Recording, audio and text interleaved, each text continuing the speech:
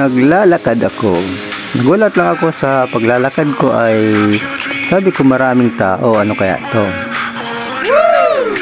Nag-umpukan yung mga tao. Tapos nakita ko siya. Ano pala to? Isang karito na nagtitinda siya ng ano. Sabi ko, aki kayang lapitan to. Ano siya yung hot cake siya. Daming bumibili, kaya mga ganitong mga nasa kalsada sa mga tabi-tabi, mabili pala itong mga ganitong klaseng hot cake at iba pa. Kasi malapit kasi sila sa ano, yung mga naglalabasan ng mga ano, yung mga empleyado. Siyempre katulad mga oras na mga alas 10, paghapon naman alas 3, yung kasi ang mga break time nila. Ayun no, huminto ako, tapos maya-mayang konti nilapitan ko siya. Marami din na nagtitinda, iba-iba naman na tinitinda nila, yung mga nakabike.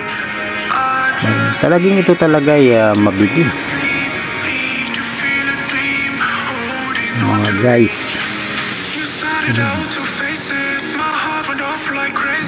Kaya pagdating ng hapon, maraming bumibiling mga tao. Wow! Kasi labasan ng oras ng pagmimirinda.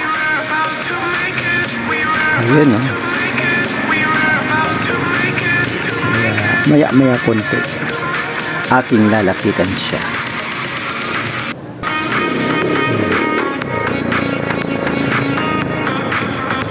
Sa ano lang yan, sa may highway, sa may mga gilid, tabi-tabi.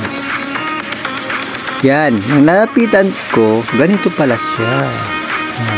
Kaya maganda pala pag ganitong mga kitaan din, kahit sa maliit na puhunan lang. Lalo na sa araw-araw, malaking kita din talaga.